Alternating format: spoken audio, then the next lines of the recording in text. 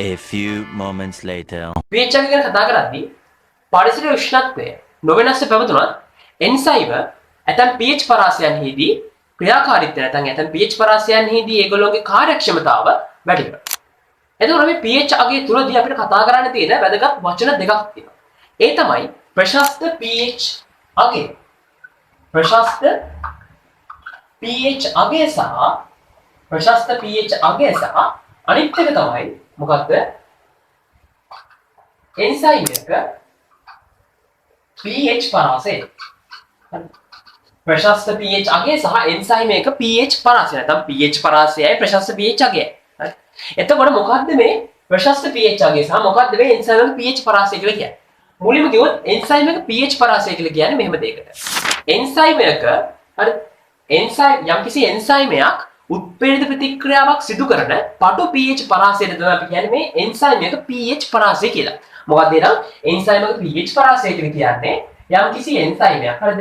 යම්කිසි එන්සයිමයක් විසින් මොකද කරන්නේ? උත්පේදිත ප්‍රතික්‍රියාවක් සිදු කරන පටු pH පරාසයට. පටු pH පරාසයට තමයි අපි කියන්නේ එන්සයිම් එක pH පරාසය කියලා. මොකද එන්සයිම් pH පරාසය කියලා කියන්නේ යම්කිසි එන්සයිමයක් උත්පේදිත ප්‍රතික්‍රියාවක් සිදු කරන පටු pH පරාසයට තමයි අපි කියන්නේ එන්සයිම් එක pH පරාසය කියලා. එතන මොකක්ද මේ ප්‍රශස්ත pH අගය කියලා කියන්නේ? ප්‍රශස්ත pH අගය කියලා කියන්නේ ප්‍රතික්‍රියා ශීඝ්‍රතාවය ඉහළම නැත්නම් ඉහළ ප්‍රතික්‍රියා ශීඝ්‍රතාවයක් පවතින pH අගයට තමයි අපි කියන්නේ මෙන්න ප්‍රශස්ත pH අගය කියලා. මොකක්ද එන ප්‍රශස්ත pH අගය කියලා කියන්නේ? ඉහළ ක්‍රියාකාරීත්වයක් පවතින හරිද? නැත්නම් ප්‍රතික්‍රියා ශීඝ්‍රතාවය ඉහළ ප්‍රතික්‍රියා ශීඝ්‍රතාවයක් පවතින හරිද? ඉහළ ප්‍රතික්‍රියා ශීඝ්‍රතාවයක් පවතින pH අගයට හරිද? ඉහළ ප්‍රතික්‍රියා ශීඝ්‍රතාවයක් පවතින pH අගයට තමයි අපි කියන්නේ ප්‍රශස්ත pH අගය කියලා. දැන් පැහැදිලි වචන දෙක. හරි. ওই වචන දෙක කියන්නේ ওই වචන දෙක නිර්වචනය දැන් මේක එක පොයින්ට් එකක් මේක එක පොයින්ට් එකක්. හරි.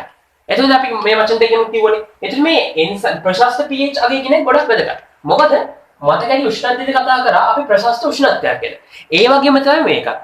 හරිද? ඒ වගේම එකක් තමයි මේකත්. මොකද මේ ප්‍රශස්ත pH අගයට වඩා අඩු වුණත් හරිද?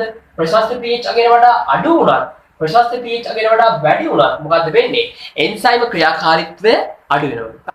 පැහැදිලිද? ඒ කියන්නේ අර දැන් උෂ්ණත්වය නම් මොකද? උෂ්ණත්වය නම් අර ප්‍රශස්ත උෂ්ණත්වයේ පැන්න ගමන් තමයි එයාගේ ක්‍රියාකාරීත්වය අඩු වෙලා යන්නේ. හැබැයි මෙතනදී ප්‍රශස්ත pH අගය අඩු වුණත් වැඩි වුණත් දෙකම වුණත් එයාගේ ක්‍රියාකාරීත්වය අඩු වෙනවා. අපි ගත්තොත් දැන් මෙහෙම. හරිද? දැන් ඔක මේ chart එකක් විදිහට අපිට ගන්නවා අපිට එහෙම chart එකක් දීලා තියෙනවා. අර වගේම අක්ෂ දෙකක් ගත්තට පස්සේ මේකේ සිරස් අක්ෂය තියෙනවා මොකද්ද? සිරස් අක්ෂය තියෙන්නේ ප්‍රතික්‍රියා ශීඝ්‍රතාවය. ප්‍රතික්‍රියා ශීඝ්‍රතාවය. මේකේ තිරස් අක්ෂය තියෙන්නේ මොකද්ද? තිරස් අක්ෂය තියෙන්නේ pH අගය. හරිද? දැන් අරගෙන තිබ්බ උෂ්ණත්වයනේ. මේකේ තියෙන්නේ pH අගය. pH අගය. හරිද? අපි දැන් සාමාන්‍යයෙන් දාන pH අගය pH කඩදාසි වල එහෙම තියෙනව නේද? බිංදුව ඉඳන් පටන් ගන්න නේද? බිංදුව ඉඳන් 14 වගේ වෙනකන් තියෙනව නේද? එතන අපි දැක්කන් දාගන්න හැකියි මේ බිංදුව 1 2 3 4 5 6 7 8 9 10 මදි වුණා. Wait a minute. Who are you? දොන. මම ඔය ගන්න වගේ ගන්න. අපි ඉස්සරහට දියනවා. හරි. මේක pH අගය. දැන් මම ඔයගොල්ලෝ දැන් මේක මතක තියාගන්න සාමාන්‍යයෙන් හරිද? සාමාන්‍යයෙන් බොහෝ එන්සයිම වල අර ප්‍රශස්ත pH අගය. ප්‍රශස්ත pH අගය සාමාන්‍යයෙන් මෙන්න මේ 6යි 8යි අතර තමයි තියෙන්නේ. කියන්නේ මේ pH පරාසය තමයි තියෙන්නේ ප්‍රශස්ත pH අගය කියන එක. දැන් මම ඔය ප්‍රස්තාරයක් ඉදිරියට යන්නත් මෙන්න මේ ඉස්සේ.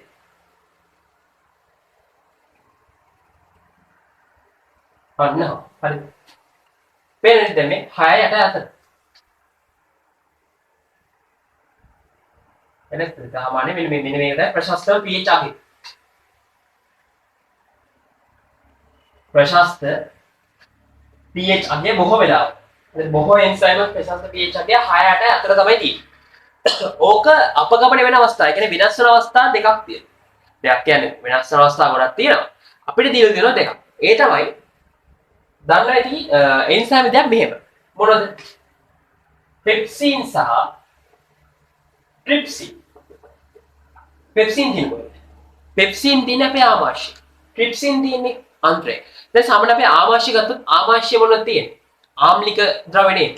ඒක නිසා සාමාන්‍යයෙන් පෙප්සින්ගේ ආම්ලික කියන්නේ පෙප්සින් හුරු වෙලා තියෙන්නේ අම්ල පැත්තේ යාගේ ප්‍රශස්ත pH අගේ මවත්තක.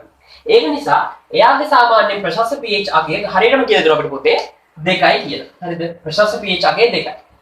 සාමාන්‍යයෙන් ට්‍රිප්සින් කෙනෙක් කියලා ආන්ත්‍රික විෂයක්නේ. හරිද? ඒතර එයා සාමාන්‍යයෙන් භාෂ්ම පැත්තට තමයි යොමු වෙන්නේ. ඒතර එයාට අපිට එයාගේ හරියටම ගන්න පොතේ දීලා තියෙනවා 8 කියලා. හරිද?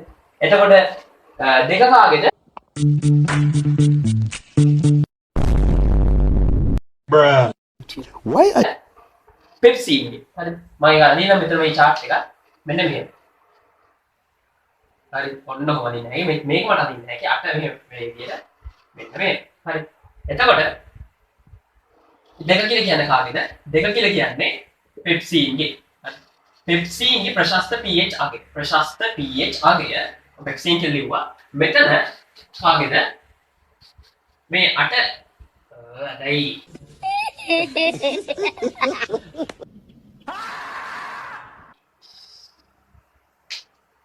අට ගත්තොත් මෙහෙම අට කියන්නේ කාගෙද ට්‍රිප්සින්ගේ පැනේ හරි ඔන්න ඔවගෝ ක්ලියර් කරලා තේරෙන්නේ අවුල නැහැ හරි I got you, homie.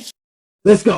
ඔන්න ඔක තමයි අපිට තේරුම් ගන්න තියෙන්නේ හරි ඒ කියන්නේ සාමාන්‍යයෙන් බොහෝ එන්සයිම් වල ප්‍රශස්ත pH අගය ඉන්නේ 6-8 අතර ඒක අපගමනය වෙන අවස්ථාවක් තමයි මේ පෙප්සින් සහ ට්‍රිප්සින් පෙප්සින් වල ප්‍රශස්ත pH අගය වෙන්නේ 2ක් අම්ල පැත්තට වැඩි ඕක අමතක ඕ දැන් ඔය දෙක පැටලෙන්න පුළුවන් නේ මතක තියාගන්න මෙහෙම පෙප්සින් තියෙන කොයිද පෙප්සින් තියෙන්නේ ආමාශය ආමාශය තියෙන එක කියන්නේ ඒක ආම්ලිකයි එතකොට ට්‍රිප්සින් තියෙන කොයිද ඒක අන්ත්‍රය තියෙන්නේ එතකොට දැන් අන්ත්‍රය කියනට පැටලෙන්න පුළුවන් අන්ත්‍රය ආමාශය අන්ත්‍රය ආම්ලිකද මේක මේ ආමාශයේ භාෂ්මද එහෙම පැටලෙන්න පුළුවන් නේ